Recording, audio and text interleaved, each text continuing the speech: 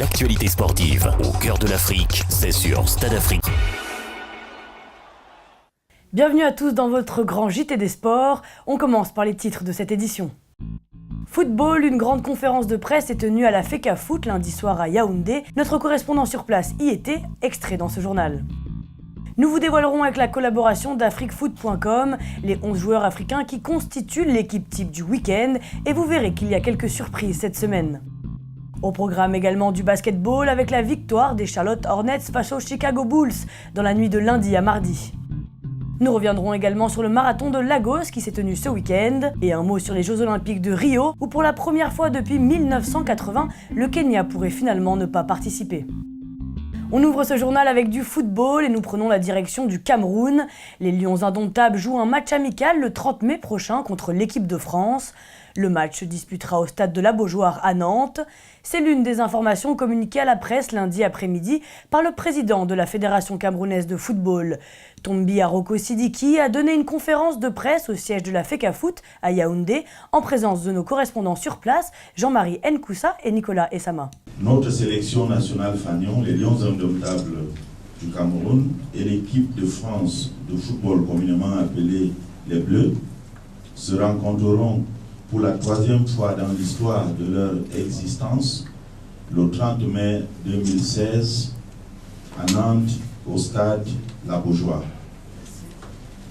Ce match sera, comme nous l'avons déjà souligné, le troisième entre nos deux pays qui, comme vous le savez, partagent en commun une longue histoire qui date de l'époque où le destin a croisé nos deux peuples.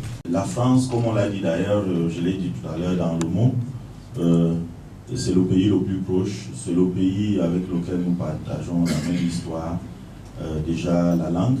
Évidemment, quand on envoie quelqu'un se former dans un autre pays qui n'est pas francophone, il y a d'abord comment on appelle ça, la langue qui se constitue comme une barrière. Et donc pour nous, c'était, on va dire, plus facile de négocier déjà un partenariat avec la France. Mais ce partenariat avec la France ne ferme pas les portes aux autres pays parce que vous savez bien que le monde est devenu un village planétaire, comme on le dit très souvent. Et donc à partir de là, nous ne jouerons pas seulement avec la France. Je pense que si Dieu nous aide afin qu'on se qualifie pour la Coupe du Monde 2018, on a beaucoup de fédérations avec lesquelles nous négocions en ce moment pour préparer les matchs de préparation pour la Coupe du Monde de 2018. Il y a l'Argentine, il y a la Belgique, il y a la Suisse. Toujours lors de cette conférence de presse, le président de la FECAFOOT a tenu à s'exprimer au sujet du potentiel futur entraîneur du Cameroun. Cet épisode qui traîne depuis plusieurs mois maintenant n'a toujours pas connu son épilogue. Alain Giresse était en pole position pour prendre la tête de l'équipe nationale. Mais la piste s'est refroidie depuis que la fédération malienne a signifié son refus de libérer le Français, toujours son contrat avec les Aigles. On écoute Tombi Aroko Sidiki à ce sujet. L'événement actuel montre bien que même sans entraîneurs, on peut avancer. Enfin, sans entraîneurs, l'entraîneur que vous souhaitez avoir. Pourquoi? Parce que je pense qu'à cette conférence, pour l'instant, nous avons M. Bellinga qui est l'entraîneur. Ça veut dire qu'au jour d'aujourd'hui, si nous n'avons pas un entraîneur et qu'on nous dit vous jouez contre la France ou la Côte d'Ivoire, c'est M. Bellinga qui va donc assumer cette fonction pour nous qui n'est pas encore terminée. Et donc, tant qu'on n'a pas nommé un autre entraîneur, M. Bellinga reste l'entraîneur. Et donc l'événement que nous organisons aujourd'hui montre bien qu'en réalité, sans entraîneur, le travail continue. C'est ça. Et donc ce match a été négocié, organisé avec tous les acteurs qui travaillent pour les Lions indomptables, à savoir le coordonnateur des équipes nationales, le team manager, l'entraîneur. Et donc, à partir de là, sachez que même si on ne nomme pas un entraîneur dans les jours, les semaines ou les mois qui viennent, nous aurons toujours quelqu'un qui sera assis au banc de touche et cette personne, elle est connue puisqu'elle est présente à cette conférence de presse. Je pense qu'il n'appartient pas à un décideur par anticipation de vous dire qui sera adjoint ou qui ça ne se fait pas. Donc, je pense que je vais commencer par la fin. une administration est continue. Ça voudrait dire que le travail que M. Belling a fait aujourd'hui, c'est normal que s'il y a un successeur qui arrive, qu'il utilise ce travail-là pour qu'il n'y ait pas de rupture, pour continuer et peut-être plus tard, avant qu'il commence à lui-même poser, on va dire, les jalons de ce qu'il va faire. Donc, c'est plutôt une bonne chose, parce que sinon, si vous amenez un nouveau coach à 1 mois du match ou à 3 semaines, il va avoir des difficultés, bien évidemment, pour faire sa liste. Donc, M. Bellinga a fait ce travail-là. Lui-même, quand il est venu assurer l'intérim, il a trouvé que M. Finke avait convoqué, je crois, si je ne me trompe pas, les 25 joueurs. C'est avec les 25 joueurs de la convocation de M. Finke que M. Bellinga a travaillé pour les 2 matchs. Il a complété simplement avec 2 jeunes, Mohamed Djete et puis Abouna Djanambala. Donc, en réalité, la liste a été arrêtée par M. Finke. Donc, c'est normal que s'il y a un nouveau qui arrive, qu'il utilise le travail de M. Bellinga donc, pour faire son travail. L'équipe type a bien changé par rapport à la semaine dernière. Un gardien a détrôné Vincent Enyama et un joueur fait son grand retour sur le front de l'attaque. Au commentaire, Brakissa Komara. Voici l'équipe type de la semaine. Dans les buts, Carlos Kameni remplace Vincent Enyama. La défense de la semaine est composée de Amaraï Traoré, le Malien de Reims, Kalidou Koulibaly, le Sénégalais qui évolue à Naples, Marvin Matip intègre la charnière centrale et Franck Achimpong du club d'Anderlecht complète le quatuor. Les milieux relayeurs de la semaine jouent tous les deux en France, Walid Mesloub de Lorient et le Congolais Prince Onyangé de Reims. En numéro 10, le Marocain Hakim Ziyech est maître du jeu. Pour l'épauler sur les côtés, Riyad Mahrez et Floyd Haïté, auteur d'un doublé avec Bastia. Enfin, Samuel Eto'o fait son retour et occupe seul la ligne d'attaque. Le MC Alger change à nouveau d'entraîneur. Le technicien algérien Méziane Iguil, en poste depuis octobre 2005, a été démis de ses fonctions par les dirigeants du club algérois pour cause de mauvais résultats. 5e au classement du championnat, le MC Alger n'a engrangé que 4 points en 4 matchs depuis que les matchs retour du championnat ont commencé. Le nom de son successeur n'est toujours pas connu. La Fédération togolaise de football est fin prête pour les élections qui se tiendront vendredi prochain.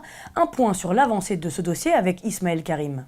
Au comité de normalisation, on règle les derniers détails. Ce lundi, ils ont procédé au tirage au sort d'ordre d'apparition des différentes listes sur les bulletins de vote. Ainsi, nouvel élan du colonel Guy Orpavi, Ensemble pour la reconstruction de Germain Wona et la solution de Gerson Debout apparaîtront dans cet ordre et verticalement sur le bulletin de vote uniquement. Le football togolais, qui a désespérément besoin d'un nouveau souffle, espère que les élections de vendredi marqueront le début d'une nouvelle vie pour le sport roi du continent africain. Saison terminée pour Kurt Zouma. Le défenseur de Chelsea ne verra pas l'Euro 2016 chez lui en France. Titulaire contre Manchester United dimanche, Kurt Zouma souffre d'une rupture du ligament croisé antérieur. Il sera indisponible 6 mois minimum. Coup dur pour le jeune international tricolore âgé de 21 ans. Toujours en première ligue, suite à l'arrivée de plusieurs joueurs sénégalais cet hiver, le Sénégal est devenu le pays africain le plus représenté dans le championnat anglais. Présentation de ce vivier outre-Manche avec Rachel Kesseng. Ils sont 10 joueurs sénégalais à évoluer en première ligue. Ils auraient même pu être plus nombreux si Pape Djilobodji, en manque de temps de jeu, n'avait pas quitté Chelsea cet hiver. À Southampton, on retrouve le jeune milieu offensif Sadio Mané. Dans le club de West Ham, ils sont 2 internationaux, Diafra Sakho et Cheikhou Kouyaté. À Newcastle, au milieu d'une tribu de Français, Henri Saivet vient de poser ses valises en provenance de Bordeaux. Il y a retrouvé son coéquipier Papi Cissé. Mambiram Diouf évolue lui à Stoke City. Baye Oumar Niasse vient lui aussi de débarquer en Angleterre. Le joueur a quitté la Russie pour Everton et un transfert s'élevant à 18 millions d'euros. Dame Doy de Sutherland, Pape Ndiaye Souaré de Crystal Palace et Idrissa Gana Gueye d'Aston Villa complètent la colonie sénégalaise de Première Ligue. Moussa Sow, autre footballeur sénégalais, est quant à lui extrêmement déçu de sa non-sélection avec l'équipe nationale. Le joueur âgé de 30 ans ne comprend pas pourquoi le sélectionneur ne fait plus appel à lui et il a déclaré avoir de suffisamment bonnes statistiques avec son club des Émirats pour être à nouveau sélectionné et il a précisé qu'à son âge, il lui restait encore 5 belles années de football à bon entendeur. Avant de fermer cette large page consacrée au football, un mot sur le buzz du jour en Espagne. On ne parle que de l'offre de Manchester United au Barça pour s'attacher les services de Neymar dans la presse espagnole et anglaise depuis plusieurs jours. Et l'information a été confirmée aujourd'hui par le père du joueur. Il a déclaré Manchester United est bien le club qui a fait une offre de 180 millions d'euros, a déclaré Neymar Senior au micro de la radio espagnole Esport Cope. Le père de Neymar Junior a tenu par ailleurs à rassurer les supporters du FC Barcelone quant à l'avenir de l'attaquant brésilien, en précisant qu'il restait 2 ans et demi de contrat à son fils et qu'il était très heureux et épanoui en Catalogne. On ouvre notre page basketball avec la victoire hier des Charlotte Hornets de Nicolas Batum face aux Chicago Bulls de Pau Gasol. Le résumé complet de la rencontre avec Cynthia Nzetia. Deuxième victoire consécutive en saison régulière pour Charlotte, vainqueur lundi à domicile des Chicago Bulls 108-91. Les hommes de Steve Clifford ont dominé la rencontre de bout en bout et se relèvent après un mois de janvier compliqué. Kemba Walker a terminé meilleur marqueur du match, 30 points, 7 rebonds et 8 passes décisives devant l'immense Pau Gasol, auteur de 22 points et de 10 rebonds. Le Français Nicolas Batum s'est une nouvelle fois mis en évidence en 44 minutes passées sur le parquet. Il a inscrit 9 points, récupéré 13 rebonds et fait 8 passes décisives. Les Hornets affichent désormais un bilan totalement équilibré de 26 victoires et de 26 défaites et se classent à la 9e place de la conférence Est. Chicago n'a plus gagné depuis 3 matchs et dégringole à la 7e place. Toujours en NBA, les Knicks de New York décident de se séparer de Derek Fisher, leur entraîneur. Une décision qui intervient après une série de 10 défaites. La dernière en date a eu lieu dimanche face aux Nuggets, 96-101. Les Knicks sont 12e de la conférence Est. Embauché par son mentor Phil Jackson, président de la franchise de Manhattan, à l'été 2014, l'ancien meneur avait compilé 17 victoires pour 65 défaites lors de sa première saison de coach.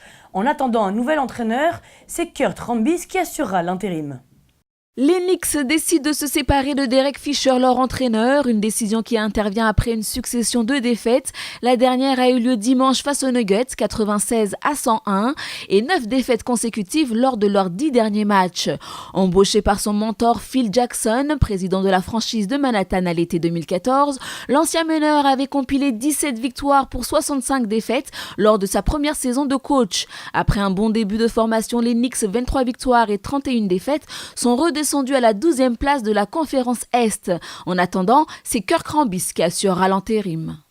Et si le Kenya n'allait pas à Rio, présent à tous les Jeux depuis 1980, les Kenyans pourraient rester chez eux cet été et rater cet événement mondial. Face à la menace du virus Zika qui touche actuellement le Brésil, ils pourraient renoncer à participer aux Jeux Olympiques. Les explications de Cynthia Nzetia.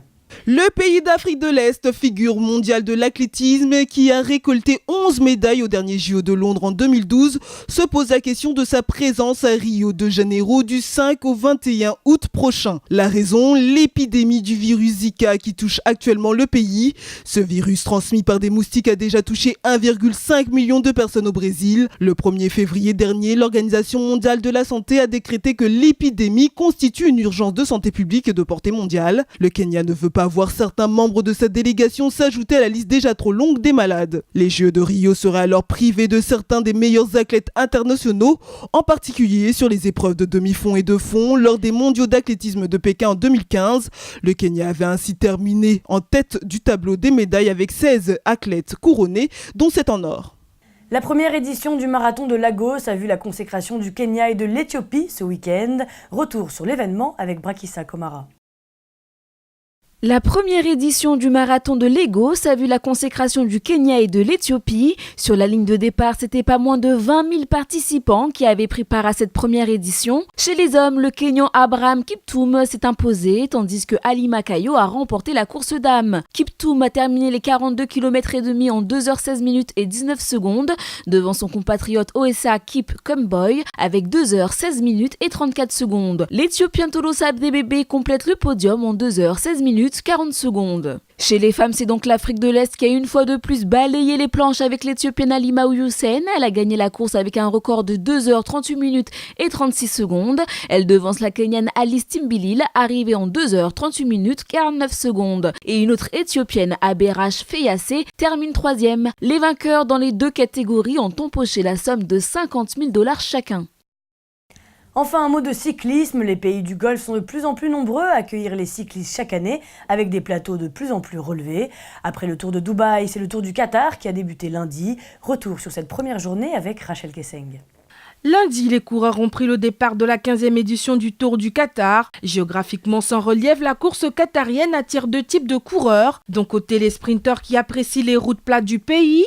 De l'autre, les coureurs qui profitent de conditions très venteuses pour se préparer au Tour des Flandres. C'est d'ailleurs un sprinter qui s'est imposé. Mark Cavendish de l'équipe Dimension Data a remporté lundi la première étape du Tour. Après 176 km de course entre Dukan et la Corniche d'Alcor, le Britannique a dévancé au sprint les Italiens Sacha Modolo et Andrea Guardini. C'est son premier succès cette saison. Cavendish endosse donc le maillot de leader avec 8 secondes d'avance sur Modolo et 11 sur Guardini. La deuxième étape a lieu ce mardi. Les coureurs feront une boucle de 135 km autour de l'Université du Qatar à Doha. C'est la fin de cette édition. Merci à tous de nous avoir suivis. Les programmes continuent sur Stade Afrique.